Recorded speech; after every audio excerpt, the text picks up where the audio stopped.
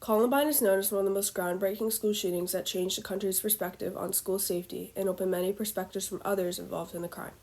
Columbine had a major impact on society. The shooting spread awareness for mental health, safety protocols, and gun laws. But looking back on Columbine now, how did Columbine change not only society and history, but also things like how schools deal with mental health and awareness today? Explain how the tragic Columbine High School shooting in 1999 changed how schools approach safety and mental health, and how many of those protocols are still used today. About a year before the Columbine shooting, the shooters Eric and Dylan had journaled all of their feelings and what crimes they would commit. They had disturbing ideas and plans of what they would do, like killing and torturing a former friend's family and killing off the whole human race. Eric mentioned he wanted revenge against anybody who had ever wronged him in any way, and that he would kill anybody he deems unfit. Eric and Dylan had been planning for almost a year prior to the shooting. They had anger built up in them for a very long time. But where exactly did this anger come from? Why were they so mad? Eric and Dylan had a violent influence from video games, such as Doom and Duke Nukem. These video games had an influence on what they perceived as cool. The violence from these video games resulted in Dylan and Eric having aggressive behavior and thoughts, which is a part of why their mental health took a major downturn.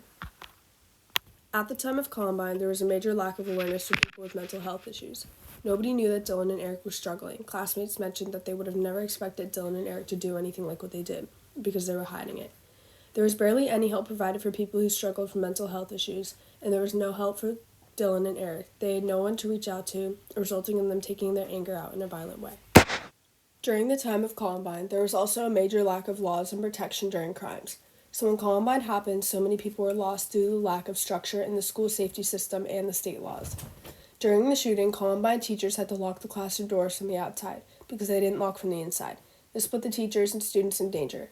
Students also weren't taught how to protect themselves. Their only protection taught was fight, run, or hide, leaving everybody to fight for themselves. Despite all the chaos about not having any standard training for students, there was also a lack of safety in the way police and SWAT responded to crime scenes.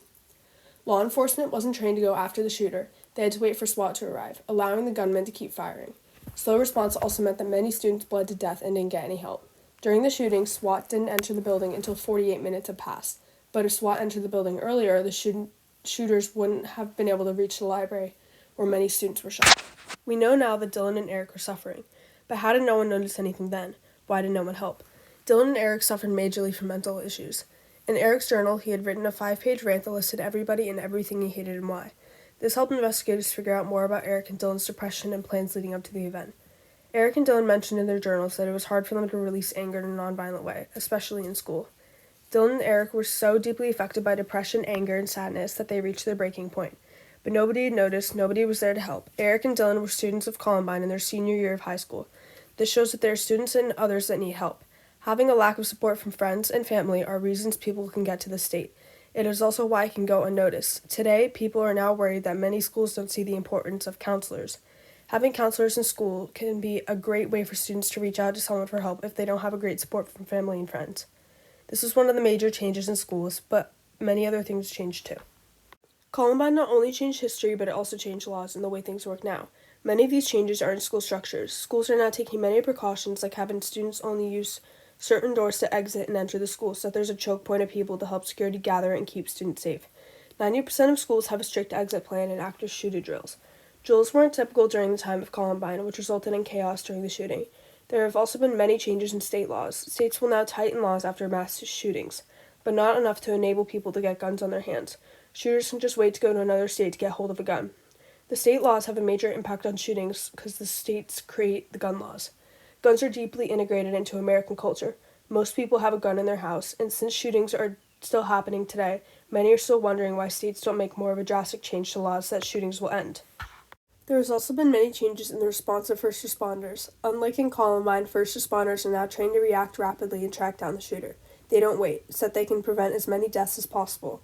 Columbine created many enforcements to improve school safety and prevent shootings in schools. The tragic Columbine High School shooting in 1999 changed schools' perspectives on safety and mental health awareness and made sure old laws were no longer enforced. Columbine changed society completely and enforced new rules and made our schools safer, although there are still more school shootings than ever before. There are many people protesting for their safety in school, including kids. Many still wonder if states will tighten laws to bring school shooting numbers down or if numbers will continue to go up. Recently, in January of 2024, there was a shooting at an Iowa school that left a sixth grader dead and 5 other victims wounded, which opened up the ongoing debate of how America will stop these deadly shootings from continuing.